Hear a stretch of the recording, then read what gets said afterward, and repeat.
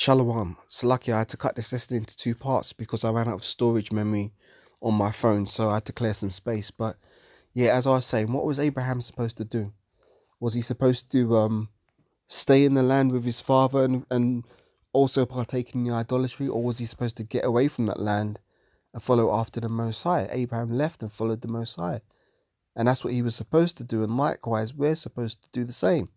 What does Micah chapter 2 and the 10th verse tell you? It says, "Arise ye and depart, for this is not your rest, for it is polluted, and it shall destroy you, even with a sore destruction." So we've got to depart spiritually. You know, we're stuck here in our captivity because we're in the lands of our captivity, but in our spirits, we have to spiritually separate and depart from this place. So that means you're going to be adverse to family members because you're not going to be doing the things that they want you to be doing, which is crazy, man. Absolutely crazy. Let's read more. Thou shalt not kill. Thou shalt not commit adultery. Thou shalt not steal. Thou shalt not bear false witness against thy neighbour. Thou shalt not covet thy neighbour's house.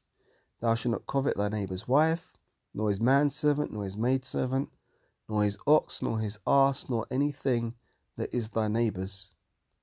And all the people saw the thunderings and the lightnings and the noise of the trumpet and the mountain smoking. When the people saw it, they removed and stood afar off. And they said unto Moses, Speak thou with us, we will hear, but let not the Most High God speak with us, lest we die. So that's the power that we're dealing with, man. Not a power to be played with. Now, what did I say I wanted to get? John 15. I didn't say I wanted to get that, but I know I wanted to get that in the spirit.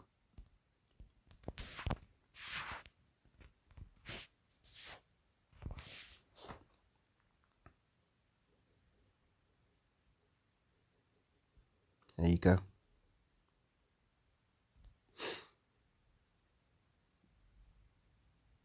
It's John 15, I'm going to start from verse 11. These things have I spoken unto you, that my joy might remain in you, and that your joy might be full. This is my commandment, that ye love one another, as I have loved you. Greater love hath no man than this, than that a man layeth down his life for his friends. So whose friend do you want to be? Do you want to be a friend of the world, or a friend of Yahweh and Yahweh Shai? The Most High called Abraham his friend. That's not a light thing, man. We want to be on the right side of the Most High. Yahweh Shai says this, Ye are my friends if you do whatsoever I command you. And what did it say? Of Yahweh Shai, lo, I come in the volume of the book, it is written of me. We're going to read on down, John 15 and 15. Henceforth I call you not servants, for the servant knoweth not what his Lord doeth, but I have called you friends, for all things that I have heard of my Father I have made known unto you. Ye have not chosen me, but I have chosen you and ordained you, that ye should go out and bring forth fruit, and that your fruit should remain, for that whatsoever ye shall ask of the Father in my name, he may give it to you. And these things I command you, that ye love one another. Here's the point. If the world hate you, ye know that it hated me before it hated you. If you were of the world would love his own. But because ye are not of the world, but I have chosen you out of the world, therefore the world hateth you. So really, a lot of what these so-called family members are doing, and they claim it's out of love, it's actually out of hate, because they really hate you. See, again, it might be a difficult concept to take in the flesh, but in the spirit, it's not so difficult to understand. They really hate you, and they hate what you're involved in, so they want to destroy it. And part of the way of destroying that is by trying to rope you into doing things that are off. And they'll claim it's love, but what is love according to the scriptures?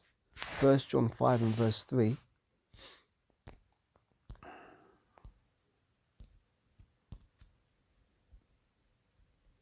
1 John 5 and verse 3 says this. No, let me read from verse 1. Whosoever believeth that Yahushua is the anointed Hamashiach of the Most High, born of the Most High God, and everyone that loveth him that begat, loveth him also that is begotten of him. By this we know that we love the children of the Most High God, when we love the Most High God and keep his commandments. For this is the love of the Most High God, that we keep his commandments, and his commandments are not grievous. For whatsoever is born of the Most High God overcometh the world, and this is the victory that overcometh the world, even our faith. See, again, it comes back to overcoming the world. Now you can get 2 John 1 and 6. Read it on again.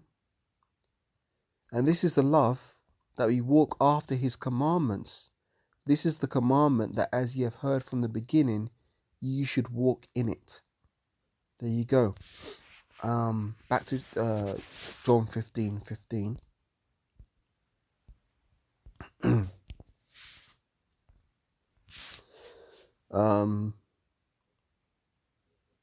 Here we go. 15:16. Ye have not chosen me, but I have chosen you and ordained you that ye should go forth and bring forth fruit, and that your fruit should remain, that whatsoever ye shall ask of the Father in my name, he may give it you. These things I command you, that ye love one another. If the world hate you, ye know that it hated me before it hated you. If you were of the world, see, this is the point, the world would love his own. But because ye are not of the world, but I have chosen you out of the world, therefore the world hateth you. Remember the word that I said unto you, the servant is not greater than his Lord. If they have persecuted me, they will also persecute you. And if they have kept my saying, they will keep yours also. But they didn't keep Yahushua's saying, so they're not going to keep ours. But all these things will they do unto you for my name's sake, because they know not him that sent me. So they don't know the Most High. If I had not come and spoken unto them, they had not sin. But now they have no cloak for their sin. He that hateth me hateth my Father also. There you go. So they hate the Most High. And if you're on the side of the Most High, they're going to hate you too. It's not that deep when you really break it down in the spirit. But again, our flesh will make it hard, and it will try and twist us and turn us rather than acknowledging the simplicity of the truth. So that's pretty much my point, man. You know, a lot of brothers are going to be facing their own individual battles today, you know, against family members. But as I said, remember that we wrestle not against flesh and blood, but against principalities, against powers, against spiritual wickedness in high places. So that's what we're really contending against. It's not, you know, your auntie or your mum or your dad or your cousins or whatever. It's really spiritual wickedness in high places. It's demonic forces jumping on these people, using their vessels to try and get at the elect. So, you know, stay strong, you know, stay rooted in the truth, and don't allow yourself to be swayed. You know, don't compromise your integrity, man, or your faith in this truth for them. That's not what we do, man. A man is supposed to be strong. So stand firm and let no man take thy crown. I want to get one more before I close out. This is 2 Ezra, 6th chapter. Oh no, the 2 Ezra 2 and 42. And I, Ezra, saw upon Mount Zion a great people whom I could not number, and they all praised the Lord with songs. And in the midst of them I saw a young man of a high stature, taller than all the rest. And upon every one of their heads he set crowns, and was more exalted, which I marvelled at greatly. So I asked the angel and said, Sir, what are these? He answered and said unto me, These be they that have put off the mortal clothing, and put on the immortal, and have confessed the name of the Most High God, and now they are crowned and receive palms. Then said I unto the angel, What young person is it that crowneth them, and giveth them palms in their hands?